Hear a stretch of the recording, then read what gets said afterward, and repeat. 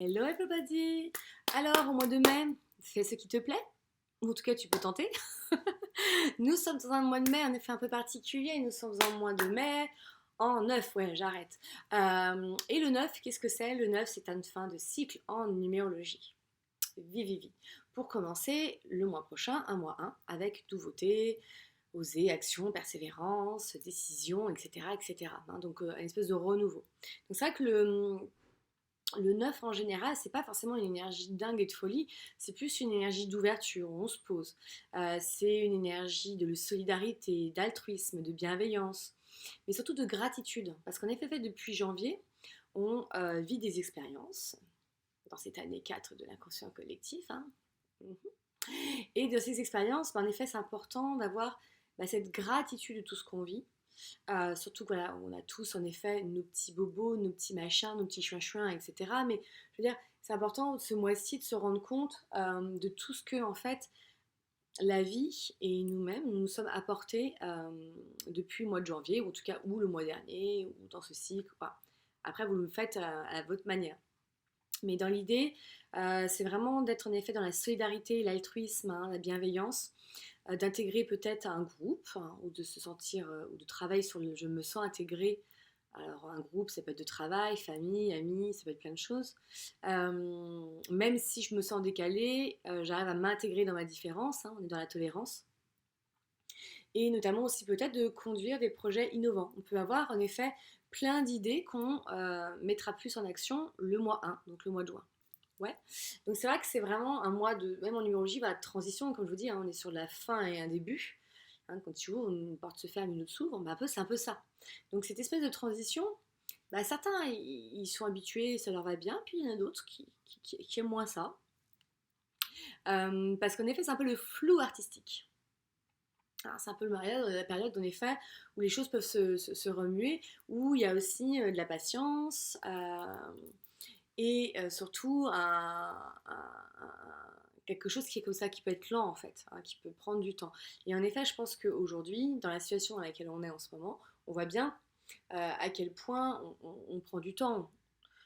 Du nouveau temps, on est dans l'idée de on ne sait pas du tout comment l'après va se faire. Alors justement, en parlant de l'après, c'est super intéressant, puisque moi, autant il y a quelques temps, très clairement, je voyais ça loin, mais je voyais ça loin le déconfinement.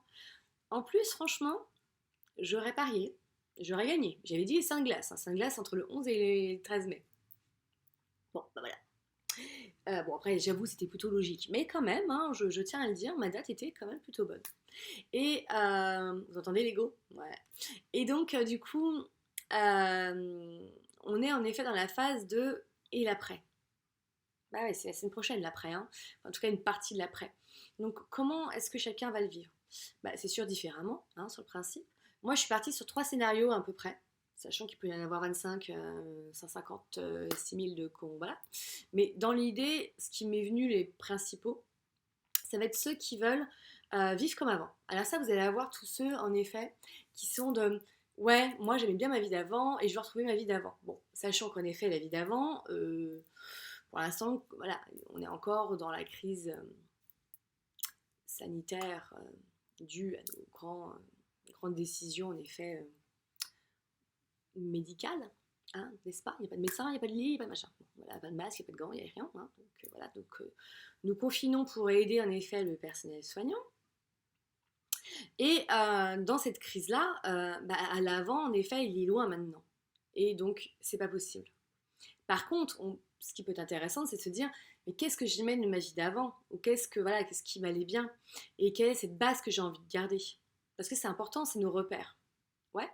C'est important d'avoir des repères pour aussi, justement, avoir, comme on appelle ça, des fondations.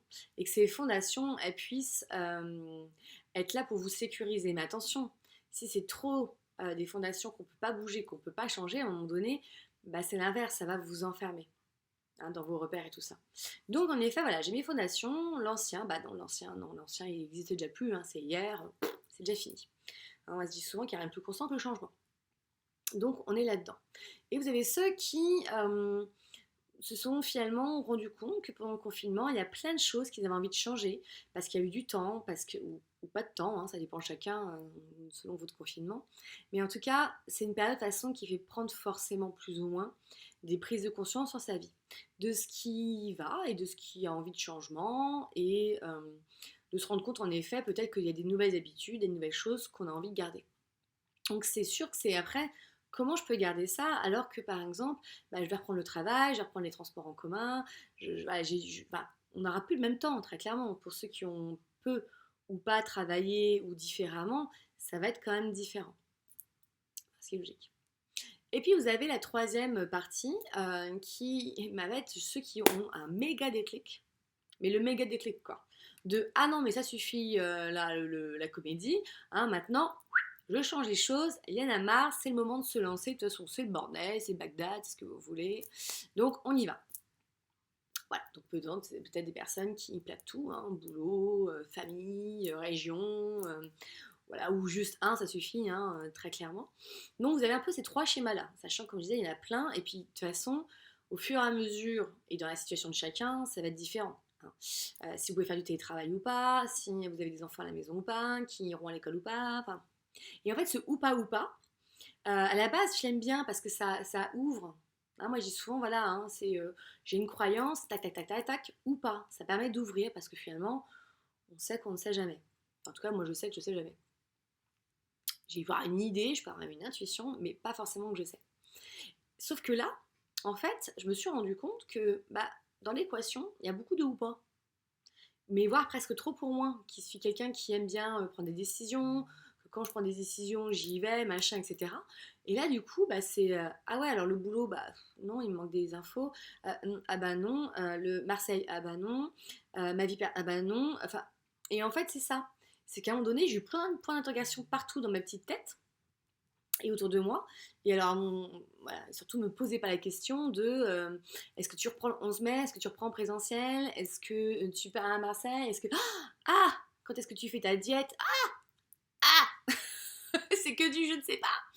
Mais c'est super ce je ne sais pas, parce que là, il me force au paroxysme que je n'apprécie pas du tout. Hein. Mon ego, là, il est en mode Marie-Chantal, elle est Mayday, Mayday, je perds tout le contrôle, au secours, au secours, au secours, mais que faire? Voire même une action. Mais en même temps, ça, c'est du vrai lâcher prise. Là, on est dans du laisser être total. Là, on est dans la foi que tout est juste, que tout va arriver sur mon chemin, qu'à un moment donné, je serai. Et d'assumer, en effet, de ne pas savoir aussi. Me dire à mes patients, je ne sais pas. Je peux vous promettre par Skype, ça c'est sûr, le présentiel, je ne peux pas du tout vous dire. En plus, est-ce que c'est vraiment, dans ma profession, est-ce que c'est vraiment, vraiment, vraiment, vraiment nécessaire? Non mais, alors même si certains ont dit, mais si, vous faites du corps. Mais je suis pas ostéo, je suis pas kiné, quoi. Enfin, je veux dire, psychosomatothérapie, thérapie holistique, il y a plein d'outils, puis je fais des soins à distance. Ah, mais j'y crois pas, puis j'aime pas machin. Bah, justement, c'est le moment de vous ouvrir. Hein, moi, je m'ouvre bien à ça. À la base, j'étais pas non plus pour. Hein. À la base, je suis la première à dire non, non, c'est bien le présentiel, d'être près des gens, d'être dans l'énergie, gna gna gna. Et oui, c'est vrai parce que vous êtes au niveau du corps. Là, ça permet de déployer en fait d'autres énergies, plus à sa distance, plus subtiles, plus... Voilà, ça nous demande en effet d'aller peut-être dans quelque chose de plus fin en fait. Même dans nos communications, pendant ce confinement, tout ça, hein, on entretient un lien avec les moyens qu'on a aujourd'hui qui sont quand même top, hein, franchement. Voilà, il y a 20 ans, ça aurait été différent, on se sera quand même adapté. Mais voilà, dans l'idée, c'est ça, c'est quand je ne sais pas, je fais comment en fait? Bah, comme je vous disais, moi l'idée c'est d'accueillir et d'accepter et pas d'accepter, style bon, allez, c'est pas grave. En fait, moi je me suis rendu compte ce week-end, parce que j'étais un peu en vric-vrac-vrouk, je me suis dit, ah tiens, il y a un petit peu du vric-vrac là qui revient. Le mois de mai va être sympathique. Et en fait, tout simplement parce que en fait, je m'étais résignée. Et la résignation, c'est pas du lâcher prise, et souvent on confond. Hein, la résignation, elle est mentale. Mais l'acceptation profonde, ouais, je veux bien lâcher un petit peu là-dessus. Ouais, allez, là, ça va. Et là, en fait, quand il y a trop, à un moment donné, bah moi, je vrille. Très clairement, je vrille intérieurement. Donc c'est super parce que du coup, bah, ça permet en effet de lâcher prise. Et puis, dans ce lâcher prise aussi, comme je vous disais, en mois 9, hein, se dire, mais en fait, est-ce que c'est si grave? Est-ce que c'est si grave de savoir ou pas? Alors oui, parce que là, voilà, tout de suite, hein, moi j'ai Marie-Chantal qui me dit, mais Virginie, mais c'est le bordel, mais tu déménages quand? Mais comment? Et puis attends, mais c'est quand même la galère, c'est une crise financière, mais toi tu vas faire comment? Bah on fera au fur et à mesure en fait. Je peux pas savoir ce qui va se passer demain, je peux pas savoir ce qui va se passer dans un mois ou dans 3 mois. peu de monde le sait, et voilà, et c'est pour ça d'ailleurs qu'on essaye au fur et à mesure de s'accrocher et de faire les choses différemment. L'idée pour moi, c'est de tester et de voir, un peu là comme avec mes 3 scénarios, c'est qu'est-ce que je peux garder en effet de l'ancien, qu'est-ce que je peux... ce que j'ai mis de nouveau en place, des nouvelles habitudes, ou de voir à quel point j'ai besoin de temps, et ben je le garde. Et puis aussi mes gros déclics, en fait, c'est ça, hein, il y a un peu ces 3 états-là. Et c'est comment en effet dans cette mouvance, qu'est-ce qui me semble le plus important, ou quoi. Mais c'est vrai que moi je me rends compte qu'il y a quand même pas mal de personnes qui ont peur, voire même qui sont terrifiées, de sortir en fait de ce confinement. Alors certains parce qu'ils ont la peur du virus, mais au-delà de ça, parce que maintenant on est dans l'après. Mais un après qui n'est pas un après qui va continuer. Déjà, des fois, ça continue pas, mais là, très clairement, on est vraiment dans une phase de transition. Alors, on peut très bien, bon, bref, on va pas faire les scénarios. Voilà, donc c'est vraiment dans ce transit, c'est un moment d'intégrer tout ce qui a été travaillé, c'est un moment aussi de tenter, peut-être, de mettre en place ces nouvelles choses. Mais vraiment, ouais, dans cette idée de test. Hein, moi, voilà, très clairement, les masques, tout ça, ça me parle pas, mais peut-être que je vais m'amuser à faire Dark Vador, finalement ça va m'éclater, que à la base je suis réfractaire, donc comme moi j'ai des patients réfractaires avec la nouvelle méthode de travail pour le moment. Peut-être en me mettant dedans finalement, bah voilà, finalement le masque ça va être sympa, ça va me faire rire, voilà, même si c'est pas, ça va pas avec mes croyances profondes. Toujours pareil d'immunité collective, hein, je repars là-dessus. Après, voilà, toujours pareil, c'est ça, c'est que sur le principe, c'est super. Maintenant, est-ce que c'est faisable? La preuve que non, pour l'instant en tout cas.